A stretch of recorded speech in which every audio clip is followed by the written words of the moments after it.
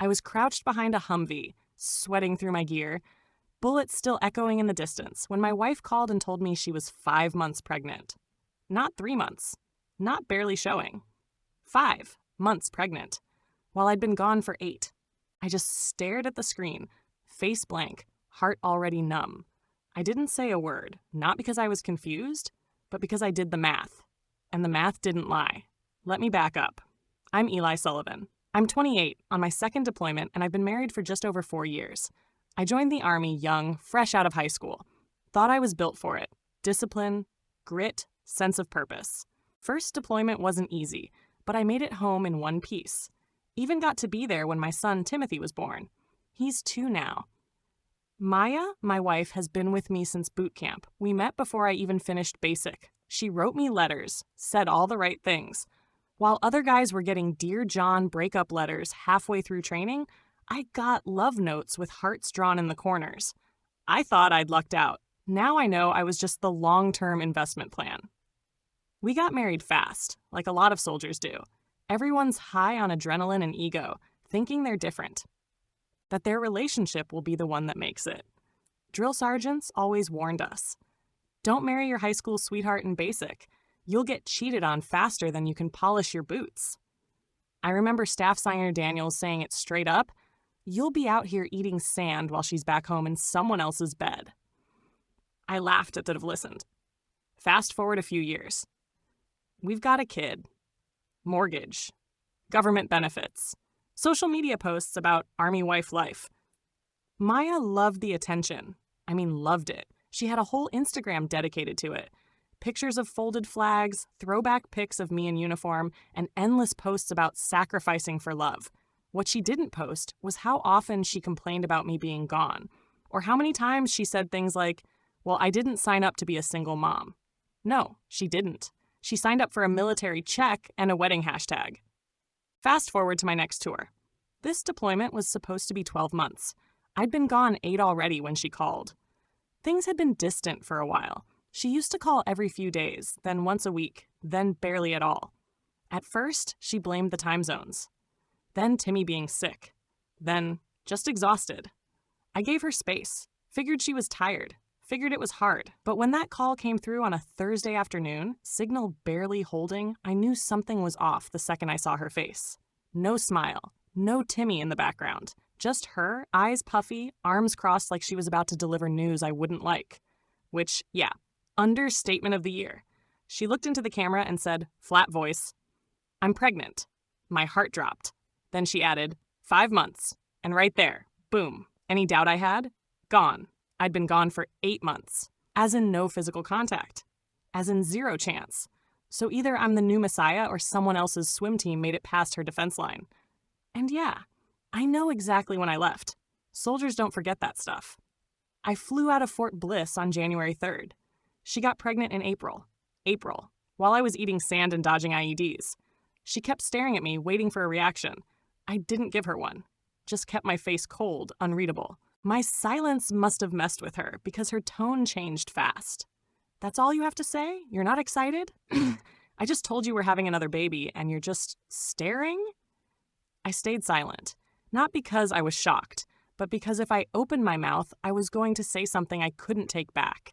She kept going. You've changed. You're not the same anymore. Do you even care about your family anymore? That's when the tears came. Big dramatic ones. Like she was the victim in all this. Like I had done something wrong. Like I had broken our vows from halfway across the planet. She sniffled and added, you don't even ask if I'm okay. You just stare like you don't care. Let me tell you something. There's a special kind of anger that comes from being betrayed and blamed for it at the same time. But I didn't flinch. I just ended the call. The second the screen went black, I felt like my chest caved in. Not from heartbreak. From disgust. From the realization that I had given everything, my time, my body, my loyalty, to someone who couldn't even stay faithful longer than a Netflix trial. I had been out here getting shot at. I slept in dirt, ate meals out of plastic bags, missed my son learning how to talk, and she was back home letting some other guy into my bed? Nah. I wasn't devastated. I was done. That night, I didn't tell anyone. Not my fire team, not my squad leader. I played it cool. You learn how to hide stuff in the military, how to shut it all down. But inside, I was boiling. I thought about every warning I ignored, every red flag I shrugged off, how she suddenly needed space halfway through my first tour, how she always talked about sacrifice, but never made one. She played the role like an actress. She played me like a fool. And now, she wanted me to believe this baby was mine? Even God wouldn't back her up on that math. From that day forward, my mission was no longer just about survival on the battlefield. It was about making it back home and cleaning house. No arguments, no drama, just facts, lawyers, and a DNA test. I'd played loyal. I'd played dumb. Now I was playing smart. I stopped calling, told her comms were down, she bought it, or didn't. I didn't care. My days became a loop. Guard duty, patrol, chow, sleep. I shut down emotionally, numb, cold, focused. But one thing kept whispering in the back of my mind, what if Timmy isn't mine either? That thought haunted me harder than any firefight, because I loved that kid. I raised him. I sang dumb songs to him through fuzzy phone screens. I called him buddy, and meant it. But if she could cheat now, what if she did it before? I didn't get the chance to ask right away, because 3 weeks later, I got shot, shoulder, clean exit, but enough damage to get me pulled from rotation and shipped back home with a Purple Heart and a scar I didn't ask for. On that medevac flight, all I thought was, at least now I can get the answers I need. Not the closure I wanted, just the truth. When the bullet hit me, I didn't scream. I didn't fall over dramatically like in the movies. I just felt this hot punch in my shoulder, dropped to my knees behind cover, and stared at the blood soaking through my sleeve like it wasn't even mine. The guys dragged me out. We had trained for that 100 times. My squad moved like muscle memory. And while the medics wrapped my wound and told me I'd be okay, all I could think was, this is it. This gets me home. I wasn't scared of dying. I was scared of staying one more week in the dark, wondering if the kid I loved wasn't even mine. Back at base, I spent 4 days in the medical tent. Painkillers dulled most of the burn, but nothing could dull the noise in my head. It was constant, like the second Maya told me she was pregnant. Some switch in me flipped and never turned off. Lutter Hall stopped by with my paperwork and said I'd be flown home by the end of the week. Purple Heart. Temporary disability leave. I nodded, thanked him, and packed my gear. I told Maya the location to pick me up, and she said okay. That's it. Okay. No follow-up. No, are you okay? The tour ended early, you didn't get hurt, no celebration home early. Nothing. I landed in the States on a cold Thursday morning. It felt weird breathing air that didn't smell like sand or burnt plastic. Maya wasn't at the airport. She texted something about Timmy having a fever and not wanting to get him out of bed that early. Whatever. I didn't care. I didn't go home anyway. I stayed with Jonah, a guy I trained with at Bragg before he got out and moved to Austin. We hadn't talked in years, but when I told him I needed a couch and didn't want questions, he said, say less, and left the door unlocked. His place was small, bare floors, second-hand furniture, but quiet. The kind of quiet I needed. I slept for 14 hours that first night. No gunfire, no sand, no lies. The next morning, I called the DNA testing center. Private, discreet, 2-day turnaround. The kind where you pay up front and nobody asks why. I'd kept a lock of Timmy's hair from a baby book Maya made, back when things were good, when I still believed in her. It was pressed between 2 pages, taped down next to his hospital bracelet. I mailed it in with my own swab. After that, I waited. And while I waited, I sat in Jonah's spare room, staring at pictures of a little boy I loved like my own. A little boy who might not be. Maya texted me twice. Maya, let me know when you're ready to see Timmy. He keeps asking about you. Maya, next day. I don't know what's going on with you, but this silence is not okay. I didn't answer. She'd get my answer soon enough. 2 days later, the email came. Subject: paternity test results. Confidential away. I didn't open it right away. My hand hovered over the screen for a full minute. Then I clicked. There were a lot of words and numbers, but I only saw one sentence. Probability of paternity, 0.00%. I didn't cry. I didn't throw anything. I just sat there, screen still glowing, jaw locked. You ever feel yourself grow up in 1 second? That was it for me. Right there, in Jonah's dusty guest room, I stopped being Timmy's dad. I stopped being a husband. I stopped being the idiot who married the girl from back home because she sent him love letters with perfume on the paper. I thought about everything, every diaper, every late night call, every time I whispered to that kid through a screen, "Daddy loves you, buddy," and it was all for nothing. He wasn't mine. Later that day, I called a divorce lawyer. Her name was Cynthia Novak. Sharp voice, no time for nonsense. Recommended by another Army guy who'd gone through a messy split. I told her everything. No fluff. Straight facts. She said, "You've got cause. You've got documentation. Let's end this quickly." God bless her. Next, I called Maya. She answered on the second ring, all smiles. "Hey, you're finally calling me? When are you coming home? Timmy keeps..." I cut her off. I took a paternity test. Silence. "You? What? Timmy's not mine. I know. I have proof. I'm filing for divorce. Do not contact me unless it's through my lawyer." She started crying immediately. Of course she did. "You don't mean that, Eli. This is your family. You're just angry right now." I stayed calm. No, I was angry in Afghanistan. Now? I'm just done. I hung up, didn't say goodbye, didn't need to. The next week was a blur of paperwork. I signed forms, submitted evidence, let Cynthia handle the rest. Maya tried to reach out a few more times. Text, email, even a long Facebook message that started with, "I just want to explain," and ended with, "I never meant to hurt you." I didn't respond. She did mean to hurt me. Not with violence, with lies. Lies that lasted years. Lies that wore my uniform, slept in my bed, and called me babe while someone else's kid sat in my lap. I asked Cynthia if I had any legal claim to Timmy. She said no. Since I wasn't the biological father and never legally adopted him, I was free to walk away. So I did. And that's when the real silence hit. Not the angry kind. The hollow kind. The kind that sits in your chest and eats away at your edges. People say the worst part of betrayal is the pain. It's not. It's the shame. It's realizing you saw the red flags and waved them like parade banners. It's remembering how proud you were of having a strong military family, when really you were just her backup plan. I started therapy not long after. Dr. Marquez was this middle-aged woman with silver hair and combat boots. She didn't blink when I told her everything, just nodded and handed me a stress ball that I never used. I told her I didn't want to talk about Maya, or Timmy, or the bullet. I told her I just wanted to learn how to live like a person again. She said, "That's a good place to start." You know what stings the most? It's not the cheating. Not even the fake family. It's realizing you weren't even the first choice. You were the safest one. That's what kept echoing in my head after the paternity test. She didn't fall in love with me. She fell in love with what I represented. Steady pay, uniform, health insurance, deployment separation bonuses. I wasn't her husband. I was her escape plan. It took a while for that to really settle in. I think part of me had held on to this tiny, stupid hope that Maya used to love me, maybe before everything got complicated. But the more I thought about it, the more I started realizing something brutal. There were signs from the beginning. I just didn't want to see them.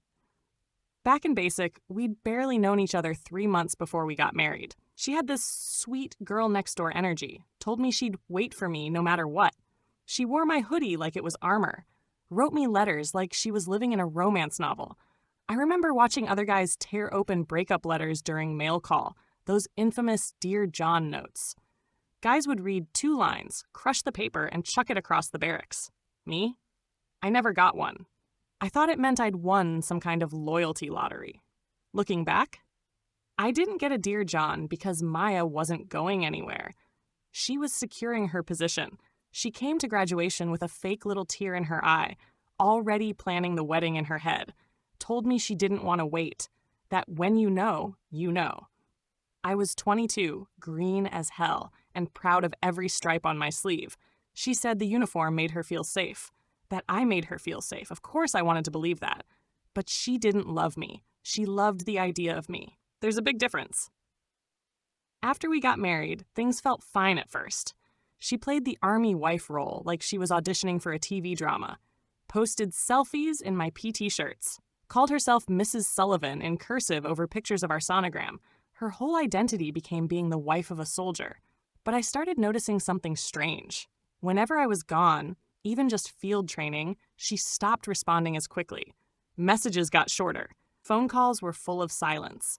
She'd post throwback photos online like we were this power couple, but I knew she hadn't even returned my last message. I'd call and hear the TV in the background. Sometimes I heard a guy laugh. She'd say it was a movie. Her brother, the neighbor, always someone else. I chose to believe her. That's on me. After the paternity test, all those memories hit different. The nights she'd fall asleep mid-text. The times she forgot to mention who took the picture of her and Timmy at the zoo. The coworker she swore was just gay, but suddenly unfollowed her when I came home. She played this game for years, and I didn't see it until she slipped up with one timeline mistake. 5 months pregnant while I'd been gone 8? That's not a typo. That's arrogance. That's thinking I'd be too broken, too busy, or too loyal to question it. The divorce process wasn't fast, but I kept it clean. Cynthia, my lawyer, moved like a sniper. She made sure Maya couldn't twist the narrative. No custody, no support, no access to my benefits, no visitation for a kid that wasn't mine. Maya tried everything. She sent emails with long paragraphs about rebuilding trust and doing it for Timmy. She begged to meet in person just to talk. She even dragged her mother into it, who called me to say, "We all make mistakes, Eli." Mistakes? A mistake is forgetting to take the trash out. Sleeping with another man and lying about your child's father is not a mistake. That's a campaign. One afternoon, I finally agreed to meet her at a public diner, middle of the day, neutral ground. She showed up in this oversized hoodie, hair pulled back, no makeup, like she was trying to look small, soft, harmless. I didn't buy it for a second. She slid into the booth and gave me this fake sad smile. "You look tired," she said. I didn't respond. She tried again. "I miss you. I miss us. I know I messed up," but I held up one hand, calm, firm. "We're not doing this, Maya. You lied. You planned that lie, and you kept it going for 2 years. She looked like she wanted to cry. "He's still your son in all the ways that count." "No," I said. "He's yours, and whoever else helped you make him, but he's not mine." That's when she changed tactics. "You think anyone else will want you now? You're broken. You're angry. You've got baggage." She said it with this venom, like she was trying to break me before I could walk away. But I just smiled. I'd rather be broken alone than whole with a liar. Then I left, paid the check, never looked back. I'd like to say that was the end of it, but nothing really ends that clean. There were moments, after the final papers were signed, where I'd still wake up expecting to hear Timmy's laugh echo through the hall. Moments where I'd instinctively reach for my phone to send a photo of something funny to Maya, forgetting for a second that she was just gone. But every time I remembered, the anger came back. Then the numbness, then the silence, and then nothing. Dr. Marquez said what I'm feeling isn't closure. It's just space. And sometimes, space is all you get. You might not get to move on, Eli, she told me, but you can still move forward. She's right. I'm not looking for a new relationship. I'm not trying to rebuild. I'm just learning how to be alone and not mistake that for being lost. There's something cold but honest about cutting someone out completely. No second chances, no long speeches, just facts. She lied. She cheated. She made me a father to a child that wasn't mine and let me love him like he was. And when it all came crashing down, she tried to flip it, tried to make me the bad guy. But I'm not the villain. I'm the guy who finally woke up. People love stories with clean endings. You know, where the guy gets his life back together, meets someone new, finds a reason to smile again. That's not what this is. There's no perfect bow on my story. No new woman, no stepdad redemption arc, no heartwarming reunion with a kid that was never mine. Just me, and trying to figure out what's next. There's a saying I like in the military, which is, take it one chow at a time, meaning focus on the next meal. It's been almost a year since the divorce was finalized. I live in a small apartment now, 1 bedroom, clean walls, no pictures. I've got a decent view of the parking lot and a couch I bought secondhand. It creaks when I sit on it, but it holds my weight. That's enough. There's peace here, not the joyful kind, the survivor's kind, the kind where you wake up and don't have to explain your silence to anyone, where no one's lying to your face and pretending they're the victim. I don't have much, but at least what I do have is real. The Army's been good to me, as much as it could be. I'm still enlisted, though I've shifted into a slower role for now, stateside duty, mostly paperwork and training support while I work through the VA system for my shoulder and my PTSD. Yeah, I said it. PTSD. It took me months to say that out loud. Hell, even longer to write it on those damn intake forms at the VA. I used to think PTSD was for the guys who saw their best friend blown up or had to shoot a teenager with a rifle. My trauma? It felt quieter, more personal, less bloody, more invisible. But trauma is trauma, and mine came from loving people who weaponized my trust. Dr. Marquez still sees me once a week. She's patient. Smarter than me, probably. We talk about the war stuff. Briefings gone sideways, close calls, the day I got shot. But mostly we talk about her. About Maya. Not because I miss her. I don't. But because unlearning 4 years of emotional manipulation takes time. I told Dr. Marquez once that I felt like a fool for not seeing it sooner. For holding Timmy when he cried. For calling Maya beautiful even when she ignored me. For sending gifts home while she was giving herself to someone else. Doctor, Marquez said something I won't forget. You weren't a fool. You were honest. That's not weakness. That's clarity. And she couldn't handle it. I haven't seen Timmy since the day I left for deployment. I think about him sometimes, not in a longing way, more like a ghost that wanders the edges of memory. He was never mine, but I loved him like he was. And even if he never remembers me, part of me hopes he's okay. That whoever his real father is, if he's even around, treats him better than Maya ever treated the people who gave her everything. I don't plan to reach out. Not now. Maybe not ever. That chapter is closed. People ask what I'm focused on now. The answer's boring. Myself. I go to therapy. I lift weights in the apartment gym. I cook cheap meals and eat them slowly. I stopped drinking. I deleted social media. I stopped checking Maya's accounts the way I used to late at night, looking for proof she was still miserable. She probably is, but it's not my job to care anymore. Freedom isn't always loud. Sometimes it's just the ability to be indifferent. I've had friends, real ones, tell me I'm strong, that they would have broken in my place, that they admire how I handled it. But here's the truth they don't see. I did break. I just did it quietly. In empty rooms. In dreams I can't explain. In grocery store aisles when I saw a kid wearing Spider-Man pajamas, just like Timmy used to. And every time I broke, I got back up. Not because I'm some iron-willed warrior, but because there was no one else to do it for me. There was a point, about 2 months after I moved out, where I thought about calling Maya. Not to get back together. Not to apologize. Just to ask why.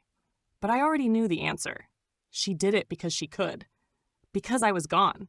Because she wanted more and didn't care what it cost. Closure doesn't always come in answers. Sometimes it's just accepting that bad people exist, and sometimes they wear your wedding ring. I still wear my dog tags, not because of pride, because they remind me who I was and who I refuse to be again. I was the guy who ignored red flags, who tried to fix everything by being quiet and dependable, who thought love meant staying, even when staying broke me. Not anymore. Now I leave when I need to. Now I protect myself. There's no love story waiting at the end of this post. No miracle turnaround. No she realized what she lost. This isn't a fairy tale. It's just my life. But I'll tell you what I did get. I got out. I got free. Thank you for listening. If you enjoyed, please like, share, and subscribe for more content. If you want to share your stories, please comment below. Additionally, what is your opinion on the poster's decision?